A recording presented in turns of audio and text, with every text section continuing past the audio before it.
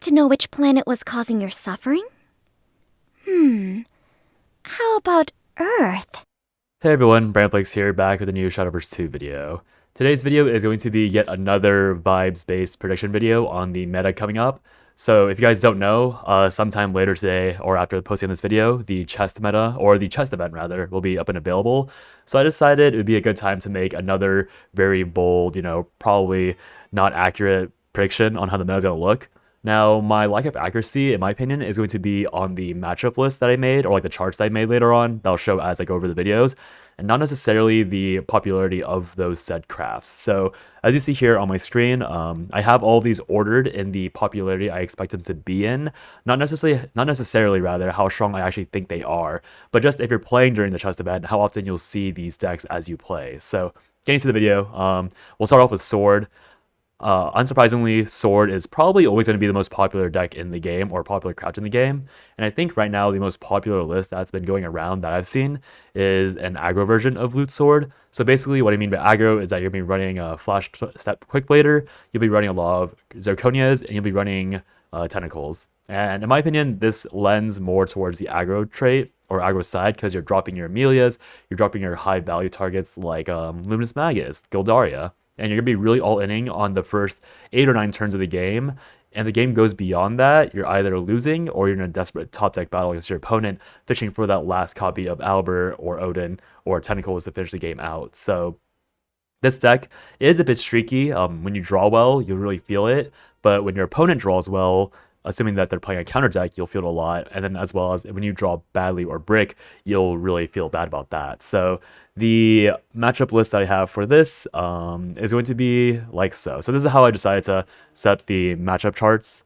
It's a bit scuffed. I just made like a tier list maker and then I just sorted them out because I couldn't find a better way to do it. But you can see here at the top, I have my predicted popularity, and then the deck we're talking about, and then the vague matchup charts we have. So it's not as detailed as saying like, oh, this is hard losing or this is hard winning. These are just like very generic, like from anywhere between like 10% win rate to 40% win rate would land in the loses to, 40 to 60 is an even, and then 60 and beyond will be wins against. So to me, Izudia and both Crest Havens will probably be losing matchups for Sword, just because all three of these decks have a lot of healing, have a lot of sustain, and what Loot Sword loses to a lot of time is running out of fuel over time. So the moment your deck, the moment you start being able to play cards that deal damage, or your opponent heals too much for your next card to burst through, that's why you'd be losing with Loot Sword, and all three of these decks are very consistent in achieving that. Now, even matchups, I think Egg might actually be in loses to, but I've seen a lot of games where Egg does lose to Loot Sword, but I don't know if that's just like the games I'm looking at are bad or if that's something else going on, but not sure about the egg part. Obviously, again, these are mostly vibes based because I can't play that many games. I'm just watching people play, and the people I'm playing are of varying skill levels and of varying lucks, so this is all just, again, on vibes. And then Rune, I think, is actually a neutral matchup, because if Sword draws well, or if Sword draws like okay, Rune sometimes just dies, and if Rune draws too good, then Sword doesn't have a chance. It's very polarizing because the matchup is either a blowout on either side. So I don't think it's actually that favored for Rune. I think Rune is very, very frustrating to lose to as Sword, because when Rune hits, it's like double Angrea into Norman, into Kuon, into etc. But very often, the Sword players won't remember the games that the Rune just kind of flops over and dies in. And I think that happens a lot more often than they think it does, which is why I have it in even. But that's probably a hot take. And then, in my opinion, Loot Sword wins against...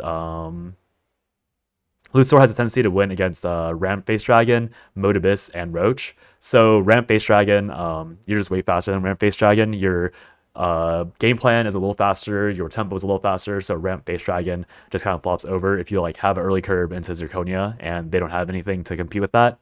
Modibus is kind of the same thing. I think Modibus only has a few winning plays against aggro Face Dragon early on, because you have to have your early minions, you have to play the Feminine Apollo that does the AoE, you have to have all of your taunts in time to beat the Sword, and you're not really pressuring the Sword that much early on unless you really hit those early cards. So there is, again, I think it's like, this is probably like a 60% win rate for Sword. Like I think it's almost even for Sword, or yeah, I think it's almost an even matchup for Sword. It's like barely on that winning line for me, but I think that I think a Modibus has to be lucky to draw the early game needed to beat Sword, whereas Sword is always playing for that early game. So the odds that you draw your early game and the Modibus doesn't is pretty high. And then for Roach, the reason why I think this is the more like the combo centric Roach, the one that really aims for that OTK aspect. I think if Roach goes back to like the original set 1 version where they're playing a lot of tempo early on, then Roach moves into the even category. But because at the end of set 2, a lot of Roaches were playing one-shot kills. They don't really have early board presence, and not having early board presence means that Loot Sword can kind of crush you before you crush them, because Loot Sword has a surprisingly large amount of healing, which means that Roach often has to go for an OTK instead of a turn kill, assuming that the Loot Sword is playing properly. But even if you do have that that OTK reach, you usually need to be at like turn 8 or 9 to have that reach, and then Loot Sword has the potential to kill you on turn 7 or 8, depending on how unlucky or lucky you were with your draw. So the tempo of Loot Sword is a little too high for Roach, which is why I have it as winning for now, unless Roach makes a adjustment to their build. So going back to the other screen, we're going to have, let me just jump around. Sorry, this is really a scuffed video. We're going to have DirtBoost Rune, which is going to be exactly the same as last set pretty much. I think the main adjustment is going to be Guild Elise, because Guild Elise is another layer of healing that is really useful for Rune. Now, I've personally taken out, what's his face, William entirely for Flames of Chaos. I think DirtBoost Rune is still, or DirtBoost Rune rather, is still in an experimental stage as they try to figure out what cards they need to flex in to have the best matchup versus the entire meta, because that's what really the beauty of DirtBoost is, that you're always trying to optimize certain tech cards to counter certain things that exist. So obviously William is way better against mid-range, because with mid-range you need William to just clear wide fat boards, but if the mid-range is not being played, you can take William out for stuff like Flames of Chaos, which is significantly cheaper and also gives you spell boost for your decline, for demonic calls, for all this other stuff, and it just is much cleaner to put into your deck when there's not mid-range in action. And then adding more 2-drops like Penelope versus Melvi, again, is more of a tech for that aggro. Like it's bad against mid-range again, but it's really good against aggro, because if you're low rolling, you can super evo Penelope to get the draw, and then Gilneas obviously just more healing and board control, and otherwise you just have the very generic Cosidas decline for those really long control matchups, as well as like Kuon, what have you. So Rune is going to be still very, very strong. In the matchup list, I have it as popular, not the most popular, that's always going to be Sword, but since Rune has had no real cards added, it's very, very cheap, so a lot of players will still have it from the last set. You'll see here that I have it losing to both Roach variants, just because Roach does have the tendency to stall out for the one-shot kill. Again, Rune does have ways to play around that. They can play a lot of tempo through Norman, and maybe the Roach players don't have the RNG needed to clear Norman in consistent timing. So it's not a super hard winning matchup. It's like still very favored for Roach, obviously, but it's not like a 99% win rate. For, again, Loot Sword even, because it is like, again, you sometimes do just flop over and die to Loot Sword, and sometimes you have those really dominating games. I have Mode Abyss as even, only because I'm predicting that they'll be teching for Loot Sword. So again, as I mentioned, with Rune needing to tech their decks against the meta, Mode Abyss actually thrives, because Mode Abyss is a lot more mid-range-esque. At least the deck that I have built up is a lot more mid-range, which means that not having the Williams will really hurt Rune in the long run against Mode Abyss, which means that they have less like solid board control for the fatter minions that Mode Abyss would play. But Rune can't play against Mode Abyss and Loot Sword that consistently, so they're choosing one or the other essentially. So if they could tech against Mode Abyss and they had those, Williams and other stuff, then Mode Abyss would move into wins against. But because, again, predicting they're teching against Loot Sword, they won't have that. And then I have them winning against all this other stuff. I think Egg doesn't have enough pressure to really beat Rune, and Rune thrives on decks that let them set up for a little while, which is why Dragon's also on here. So it's like, oh, like you let me set up for a few turns. Obviously, Dragon does get the ramp as well, but I think because of how Rune functions, like by the time Dragon is really threatening big swings, Rune has like Norman for healing. Again, with Flames of Chaos, you can clear those big storm minions. You can also utilize stuff like Norman to block out the taunts if it comes down to it. Obviously, we also have Kuon for big taunts, the Crest Havens. lose because they're too slow to beat Rune, assuming Rune gets the Cositas decline. Without Cositas decline, I'm pretty sure these matchups actually go into even or even losing because Rune really needs that one-shot potential against Cresthaven to really win. And then Eggs, just again, I think Eggs is a little too slow, and Eggs does run out of like damage after a while. Not like obviously they have Eggs permanently, but what I mean is that they run out of minions to threaten Rune after a while, and Rune can eventually just stall out, heal up to a unattainably high amount for Eggs to burst through, and then finish the game out slowly with more Normans, with more Kuons, with Cositas decline. Going on to, oh, sorry, I should probably have the QR code. So you guys can see the QR code for Dirt Rune. Then in case you wanted the aggro list, this is again Spices. So if you want to look for an actual aggro list, Spices is your guy for that. The next deck we're going to look at is going to be Tempo Mode Abyss. I think this deck is going to be very popular, not because it's necessarily that powerful, but just because Abyss is a very, very popular craft. I think the deck list for this craft is still very in flux. So like stuff like all these Argavies, I think Argavi is ironically somehow the flex slot for the craft right now because he isn't as powerful as he could be for Mode Abyss because he doesn't contribute to the mode aspect. And if you have Congruent Entwining, you still have really good board control, and obviously Supplicant is also pretty good for board control. I'm not gonna pretend this is like, again, all the Mode Abyss decks I've seen are still very in the works of like what they want to play. So the main actual tech of this Mode Abyss deck is actually Barrel. Because Barrel, if you manage to go second, you coin out Barrel into Castle of Entwining. That is a ton of damage you're doing. The most nightmarish Mode Abyss deck that I played against, or curve I played against so far as a Roach player, is that someone played Coin Barrel into Castle of Entwining into Devotee, and then I couldn't clear the Devotee because all my clear tools went against Barrel because mulliganing, assuming that was a slower Tempo Abyss or a slower Mode Abyss. So the Devotee ended up being evoed and swung at my face for 7 more damage.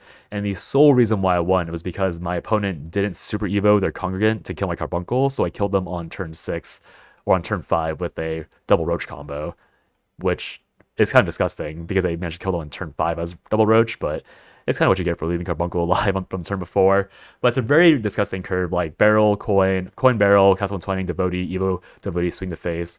That's really a lot of damage, and many decks will like have to, like, especially at that PP amount, a lot of decks will scramble to get both the healing and board control, and if you're drawing well as Tempo Mode Abyss, you'll kind of just end the game really quickly because you'll have the damage, and you'll either have the damage to punch through, or you'll have the board retained from them choosing to heal as opposed to dealing damage to punch through their higher health total. So for Mode Abyss, I think the matchups look like this. I think it'll be very popular.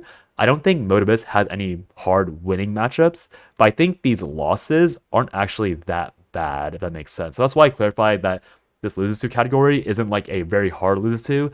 It's anywhere between like 40% or lower. So like against Carbuncle Roach, like you can win if the Roach players then hit everything for the early game and you hit a really good early curve, right? Against Decline, again, like since Rune is playing a lot of anti-early, your mid-range package goes a lot healthier. The Crest Havens, you only lose to them because they do have a lot of, they're very control-y, and the question becomes, does your mode value outweigh the value from Crest Haven over and over again? In my opinion, from what I've seen, the answer is no, just because of the fact that Crest Haven kind of just keeps punching, and by the time Mode Abyss really gets their stuff flowing through, like they hit 10 faith and they have big minions being played, they're already kind of low from eating all the Crest Haven pings, and they kind of just die a little bit after that. But I think these Crest Haven things could be an even instead of losing. And then against Loot Sword, your early game matches their early game for the most part, and you can stabilize and you can, put up taunts that are slightly too big for Albert to burn through. So I think it's not that great, but it's like 40% on the cusp of even instead of losing to.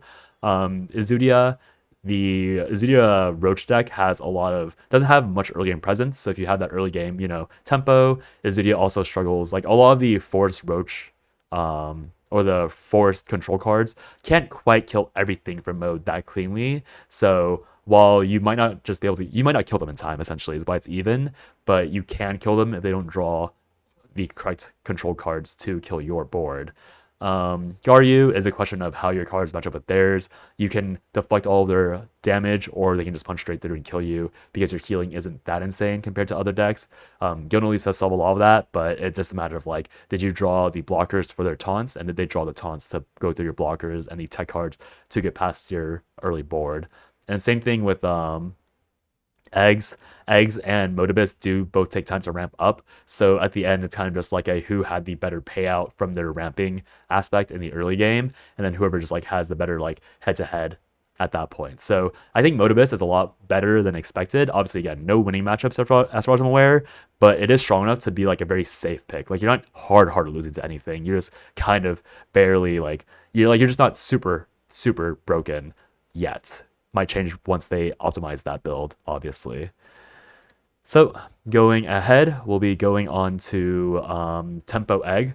So unfortunately, unlike my prediction, Egg is not playing the artifact package. It is playing more of a puppet and tempo package. So what that means is that you're playing puppets, and these puppets aren't even being focused on. They're just there so you can get an early egg. You can get early egg triggers, and also obviously puppets are very randomly good at the early game. So what happens is that like you can control the early game by playing your Lotruck puppets and other puppets, which allows you to sometimes get a lot of free chip damage through your puppeteers and supplicants staying alive on board. Obviously you won't get that much damage most of the time because most decks do have ways to clear 2/2s very easily. It's just that like random payout they can get, which then obviously makes the rest of your game plan way easier. What's the rest of your game plan? The rest of your game plan is having 2 or 3 eggs set up, getting really big minions like Devotee of Destruction, which forces your opponent to play their response cards, or even just have them to deal with like a very early 7/7/8/8 without, that wasn't evoed. That's the main point of Devotee, is that you don't need to evo it for a really big threat against these slower decks.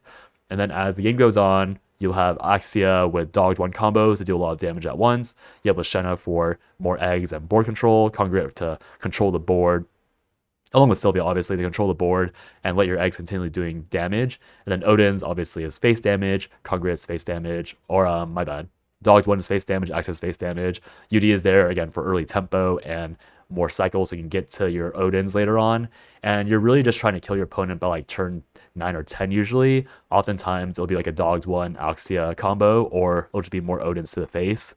But you are on a kind of like a time clock with Tempo Egg, even though you have eggs. Like, again, eggs are theoretically infinite value. They keep popping, they keep going, no matter how long the game takes. But because of how weird the meta is, you're either going to out-heal your opponent or you're going to die to your opponent, despite the eggs constantly ticking. Because the eggs themselves don't actually affect the board. They just affect your life total and the opponent's life total. So because of that, this is what I have the matchups looking like. I actually forgot if I put the loot sword here on the flip side. I made these all at different times, so maybe the rankings move a little bit depending on my mood at the moment. But yeah, loses to Izudia because Izudia, again, strong healing, one-shots. Egg usually won't have enough pressure to kill Izudia with all their healing and board control. Declimb, you lose to it because you just don't threaten enough. And the Crest, same thing. Like, you and the Crest, like the Crest player is going to control the board, it's going to heal a lot, it's going to stop you from holding minions to hit their face and just be at like 15 HP or higher constantly. There is a small note that the eggs do counter the Haven's new like barrier self thing very easily, but that doesn't really matter when you can't deal like over 11 damage without having like Dogged 1, Exia Dogged 1 as a finishing combo, which is possible, but a lot harder to get because you don't have great draw with Tempo Egg. You're even against Roach because with Roach, it's really just a race on who kills the other person by turn 9, in my opinion. Obviously, Egg is more favored the longer the game goes because they are pressuring constantly, and they only need 1 or 2 cards to kill, while Roach needs to accumulate a bunch of tools. But Roach can kill Egg a little sooner than Egg can kill them. But Egg also has Odin to counter the Godwood Staff, which is obviously relevant if they have double Roach. So there's a lot of variables going on. I think Roach is slightly not favored. Like, Egg is favored in the matchup, but not by enough to say it's a hard-winning matchup. We spoke on the Abyss versus Portal thing earlier.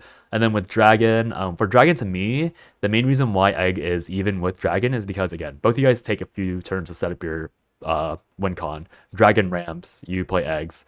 And then what ends up happening is that you can actually kill a lot of their fortes, their big minions, with like cheap execute effects. And then with those execute effects, you can heal and then you can sustain out of the range of Dragon. Now, Dragon has a lot of big hitters, so it's a race at that point of how much can you dance out of their final storm last hit range while poking them down over and over and over again until they're finally in a killable range for yourself. Because Dragon doesn't really they have healing. They run Neptune, right? They run Neptune, Seabro, and Little Seabro, so they do have some healing, but it's not as ever present as yours, and they often have to choose between healing and hitting your face. So it's really just a balance of who has the better deal with their draw, in my opinion. And then obviously Loot Sword, I think Egg is winning because I guess the main thing is that your early game setup naturally counters early sword aggro, and then there is the problem of Zirconia. I think Zirconia would be the reason why aggro is more even than what I think it is, but assuming that you do get like your Lashena on time, you have some early game presence with your puppets, you can beat Zirconia, and if you beat Zirconia, Loot Sword does deal a huge amount of burst damage,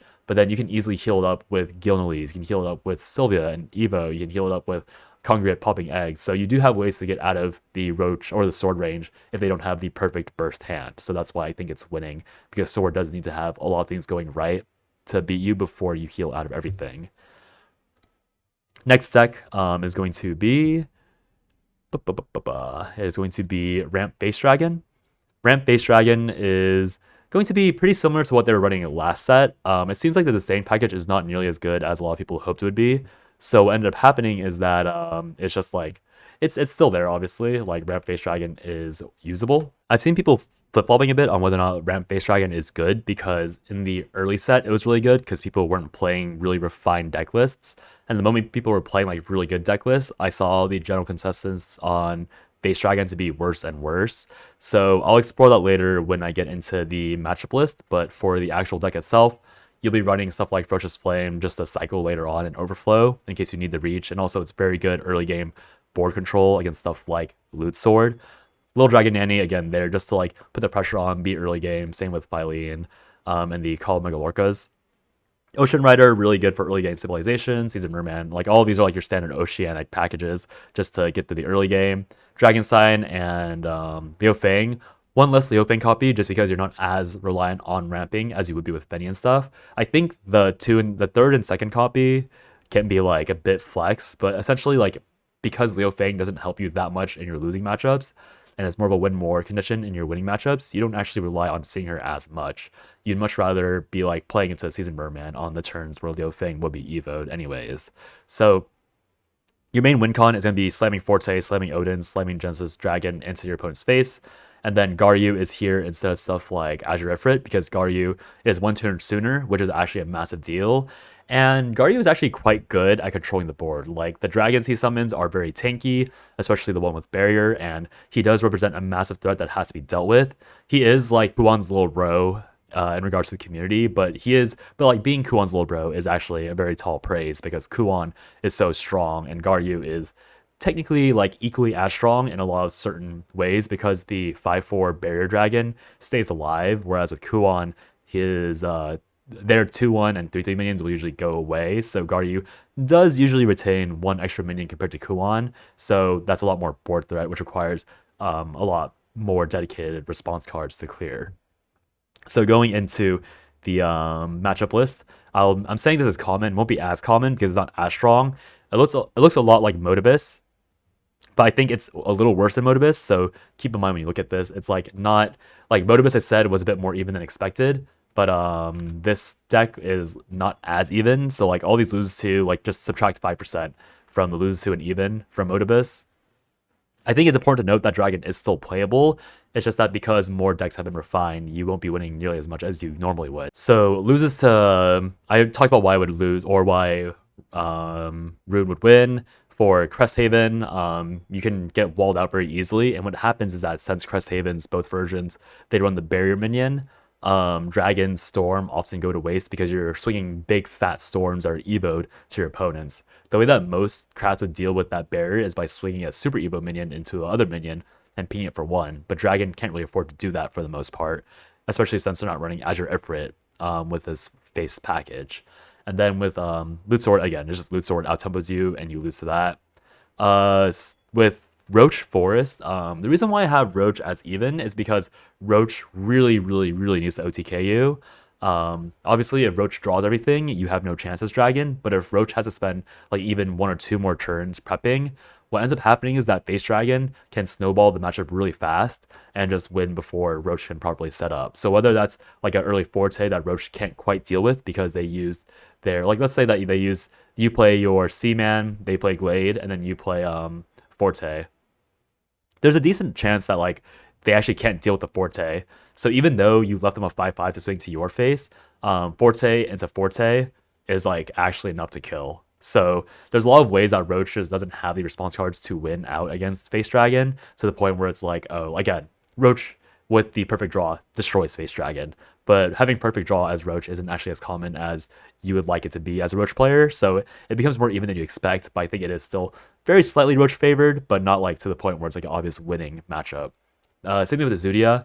Izudia has the same idea where it's like Izudia has a bit more better responses to the constant storm, but because Izudia again is a slightly slower game plan, and Izudia sometimes has to stall out playing Izudia. Like for example, if you played Garyu,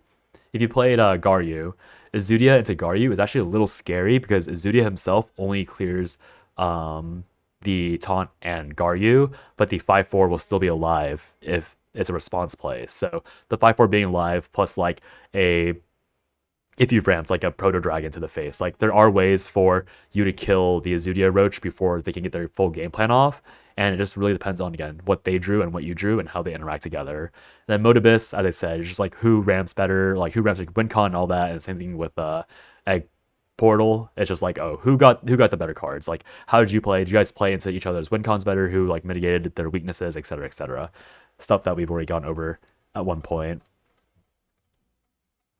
Next, we'll be talking about Carbuncle Roach. Carbuncle Roach hasn't changed much at all. I actually have my assumption of what should be the more meta version, or not really the more meta version, but the more anti-aggro loot version, just because of how popular I think aggro loot will be. This involves cutting a lot of the greedy spells, not necessarily greedy, but like cutting out the response spells. So like Ambush from Above, I've cut out. Some other things like are gone, so you'll see the return of Good Fairy. You'll see that Fairy Tamer has come back with Fairy Fencer. These are all much worse against the much slower decks, so like DirtBoost and Crest Haven, for example, will be pretty pleased to see these cards back in your list. But you're doing this because you're expecting Loot Sword to be more present, and you need these early minions against Loot Sword, or else you kind of just get ran over if you don't draw everything properly. So you're playing these to fight for the board, and because you're fighting for the board, you're stepping away from the part where you're just full greeting for the full combo. So I don't know if this is going to be the actual final form of Carbuncle Roach. I know that some people's opinions of Carbuncle Roach are starting to dwindle a little bit because the meta is feeling a bit less friendly for it. But that's just kind of like what people are saying. We'll have to see if it's actually true or not. Like I'm even missing Gildan Elise. Like you could take out a Gardens of Lair and another one copy for Gildan Elise to have better healing versus stuff like Loot Sword. So we'll see where that goes. For the matchups on, oh, I didn't do this properly. You can see the swap itself. I'm going to put Carbuncle Roach as uncommon. I should probably make the note that all my analysis of Carbuncle Roach in these matchup lists has been assuming that you're actually a very, very, very good Roach player. This isn't like set one where you can be like a half decent Roach player like myself and still win a lot of games that you probably shouldn't have won. You genuinely have to be really good at Roach now to compete with a lot of these meta decks because of how often Odin is being played, how often there are how often her huge burst of healing ruins your 2-turn play, how often Odin ruins your double Roach play, how often this and that happens. Like there's a lot of unfriendly Roach mechanics that exist to the point where you can't just like slam a Godwood and turn your brain off and just cycle until you see the first Roach. You actually have to plan around your Godwood being taken away. You have to play around your 2-turn lethal being taken away because your opponent burst healed. You have to think about all these other things that didn't exist before and adds a lot of stress to Carbuncle Roach that didn't exist in the first 2 sets. So again, this is all assuming you're actually good. And if you're not like really, really good at Roach, all these matchup charts are just worse off for you. So the first thing is going to be obviously Loot Sword. I think you're losing the Loot Sword. Again, explain why. It's just a little too fast for you. Again, maybe even if you're playing the list I brought up, but most Carbuncle Roach lists are not doing that list. Even with Egg Portal for the exact same reason, like just you guys kill around the same time. It's just a matter of who draws their combo and their kill con faster. Dragon, same thing. It's just like, oh, did you draw before you can kill them or they kill you? Whatever. Against Rodeo, I call this Yeehaw Haven because of Rodeo, but against Yeehaw Haven, the reason why I have it as even instead of wins against is because they have a much easier time pulling out the barrier minion. And again, there is the point that you can ping off the barrier with your super evil Carbuncle Roach. But the main thing with Rodeo is that their game plan is slightly faster, so you actually take a lot more pings from Rodeo Crest Haven because they're actively playing stuff like Dose of Holiness, which clears your board, which means that the Marvin heal can go, or the Marvin pings can go straight to your face more often. So you're actually on a much more difficult timer with Rodeo because he has more board clear, and more board clear just means more pings to your face. Himeka Haven, I think, should actually be in wins against. I forget why I put them into even, but this should be in wins against just because Himeka, like, this is the more dedicated Crest aspect. They have more Crests, which is technically more damage, but because they don't have Rodeo, they don't have Dose of Holiness, their board clears a lot more slower. Like, they actually have to draw into most of their board clears instead of cheating them out with Rodeo. And that means that you can have a bit more soaking power through like your Glades being alive, through some other stuff being alive, and that means you have a bit more time to draw into your Roach combo. And because they don't have as many ways to cheat out the barrier, it'll be less likely that's there, and that might be really important if you're doing a 2-turn kill and whatever. Winning against Rune, classic matchup. Modibus, if they don't draw their massive tempo opener, they're a little too slow to really compete with you. So by the time they set up all their modes, they've just really played like tiny, very unassuming minions that are easily cleared with a lot of Roach cards. And then by the time they really start going, you should have assembled your Izudia to slap them in the face. And then Izudia Roach, I think this one might be even, but the reason why I have it in wins against is because you just draw your combo. Your time to kill is a lot faster. And once again, Izudia, it's like this very same issue as Himeka Haven, where it's like they don't draw much threat to pressure you until later in the game, so you have a lot of time to passively build up your one shot and then hit them really hard, and you don't have to like burn your resources scrambling to survive because you know what Izudia is going for. They're going for like a turn 9, turn 10 kill, and you're only scared of that if they play Izudia. Obviously, Izudia does have the congruent of unkilling, where it's like spam the board, but we know Roach. Like, we've seen Roach clear harder boards than that in the past, so it's still decent for them.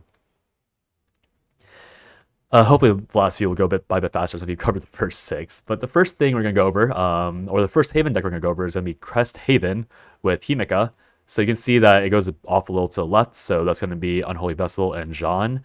So this is going to be a version of Crest Haven. Also, apologies to Crest Haven, by the way. I thought Crest Haven was not that good, and it turns out that it's just like a rogue tier 1 deck, because it just deals with aggro swords so well.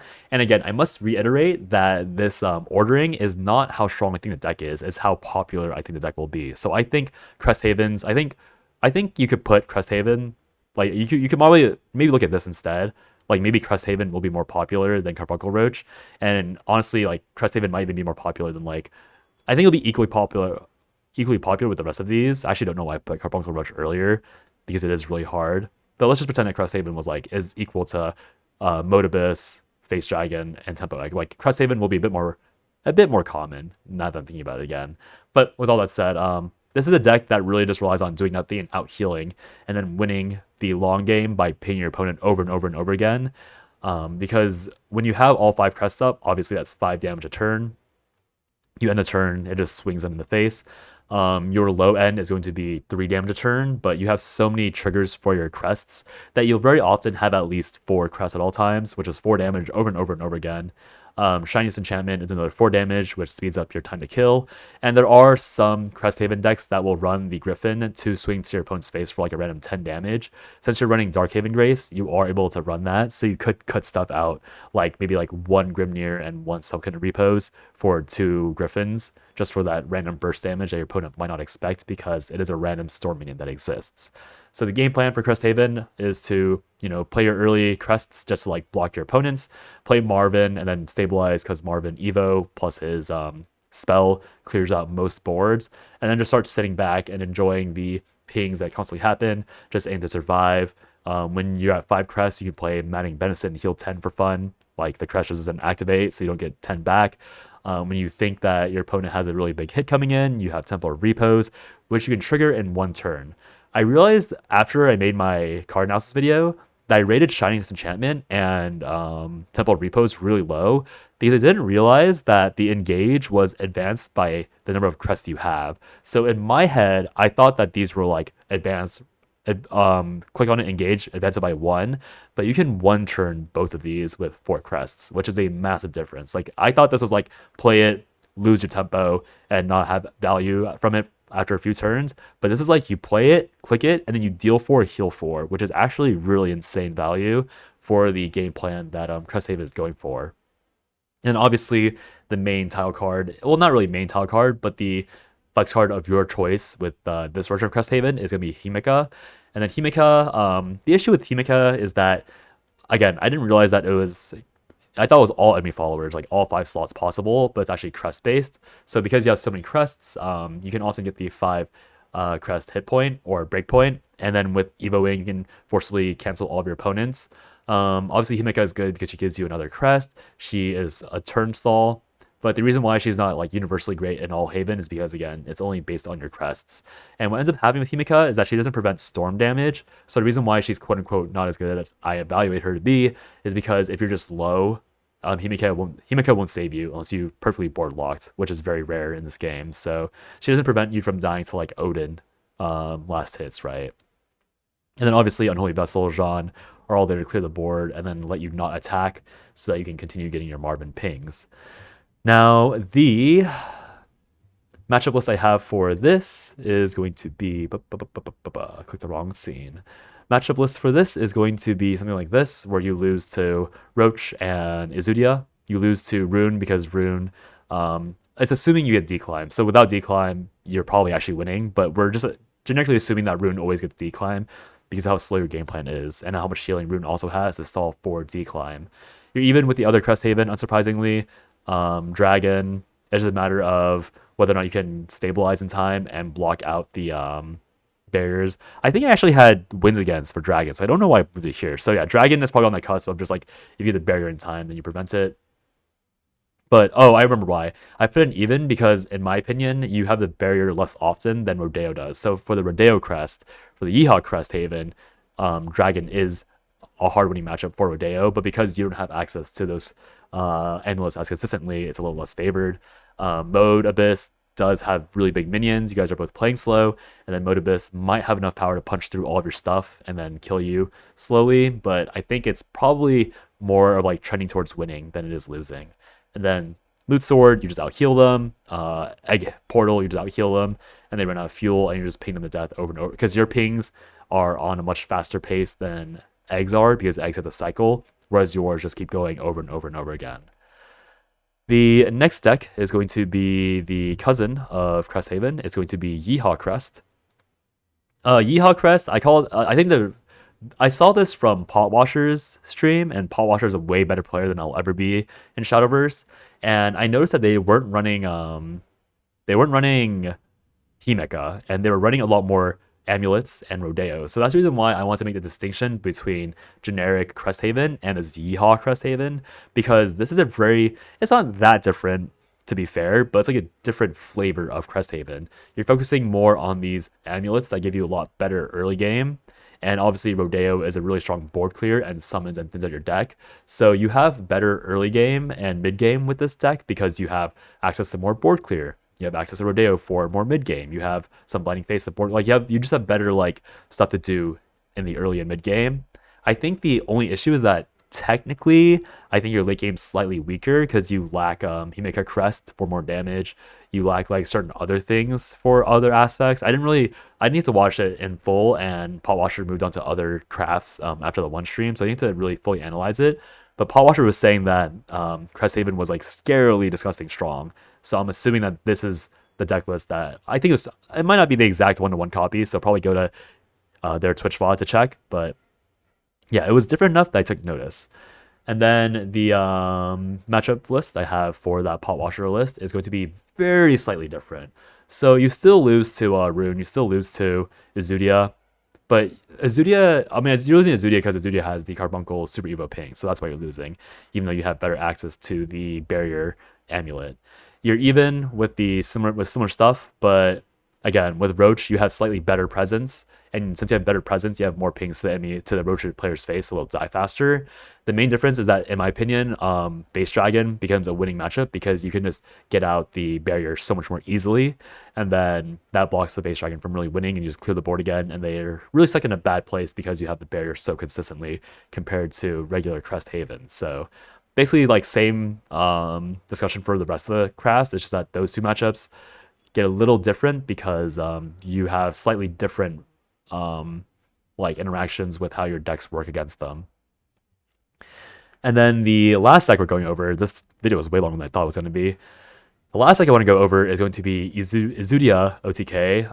I think this is going to be a super rare deck. Like, you won't see this very often, but I think it might be randomly popular with some Forest players that are sick of playing Roach. This deck is like kind of a road deck because I think it's a lot more polarizing than the other crafts here have been. So the idea is that you play entirely control. Like, you're playing all these spells and all these minions are literally just meant to control the board and prevent your opponent from killing you. So Titania is there for anti-Wilbur shenanigans to prevent him from ending your game. Tablet is to force draw your Carbuncle and Izudia in case you needed the next one. All these other cards are control cards. Deepwood Fairy Beast, somehow beyond all odds, is making an appearance in this deck list because Deepwood Fairy Beast heals you for so much. And this card is actually the sole reason why I think that this deck is favored against Loot Sword, because you just heal 8 and then clear something with the Evo on this, and then the Loot Sword's like, well, I can't do anything about that. And then you play Conquer It over and over again and you win. So important to note that Izudia is not your only win con in this deck, despite the deck being called Izudia OTK. Against a lot of tempo-based decks, for example, like Tempo Modibus, for Aggro Sword, for even stuff like Egg Portal, Conquer It of Unkilling, bouncing this over and over again with with a few bug alerts or just having multiple copies can actually win you a lot of games from the raw value you get from Conquer It. You like swing with one Conquer It, bug alert that one, and then you have 4 attack minions left on board, and then obviously your opponent can Evo and kill a few, but you do it again and again, and your opponent has likely used their Evo to kill like maybe your first Cruel, maybe your Aaron, maybe your Zudia. They don't have enough Evos at that point in the game to kill like 3 or 4 Congrets in a row, so you just win with raw Congregate value. So remember that alternate win con if you do decide to spend the massive amount of dust to craft this deck. Like, I don't even think I can craft this deck, and I'm a dedicated Roach player because all these cards require new Force cards or Force legendaries that I don't own, which is disgusting to me. But with that said, we can go ahead and look at the final matchup chart that I have. It's going to be the rarest deck you're going to see by far. You're going to lose to Roach for things said earlier. I think Egg is technically winning because, again, Egg just has, like, you can heal with Fairy Beast, to be fair, so maybe that actually puts it to even. But I think when I made this matchup chart, I just assumed Egg was losing because Egg has a lot of early aggro, or like not necessarily early aggro, but they have decent early pressure. So if you're taking a lot of early pressure, sometimes the Fairy Beast won't be able to save you against multiple rounds of burst damage from the Egg player. And then with Face Dragon, like, again, you're not really pressuring the Face Dragon at all. So it's like a question of, oh, can I even put the minions on board for me to kill you and win when you're punching me in the face over and over with Storm Dragons. So like with Egg and Face Dragon, your win con is going to be Conquer It of Unkilling, which is a lot less reliable because it is very much like I have to get to turn 9 and then play multiple Conquerits, which is a lot more, which is -1 win con first of all, and just like a lot more scary because you're relying on a quote unquote worse card and less reliable, like less consistent win, essentially. But yeah, you winning against Loot Sword because you just out heal them, they run out of resources. Modibus can't pressure you nearly hard enough, and I think you have enough like control to beat them out and grind them out in the long run and then win. And then by the time they're really threatening you with anything really scary, you have a Izudia combo to kill them. Himeka and both Yeehaw Crest and Himeka Crest, I think, are losing because you have Carbuncle, Super Evo usually, and then you swing and ping off the barrier and then one-shot them. Pretty straightforward. And then Rune, you just have enough control that you control them back, and your win con is a lot less random than theirs because you not only, like, obviously Rune also needs a 2-card combo, but your 2-card combo is playing one part of it like many turns before you need the other part, which is, so it's like one Izudia and then technically one Carbuncle Roach if you want to rush it.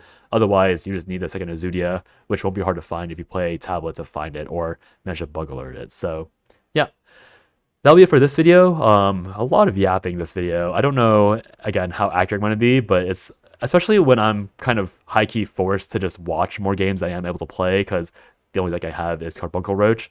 It's really fun to theorize on what the meta will look like, so we'll see how accurate it was going forward. Thanks for watching, guys. I'll see you guys in the next one, and I'll talk to you next time. Bye-bye.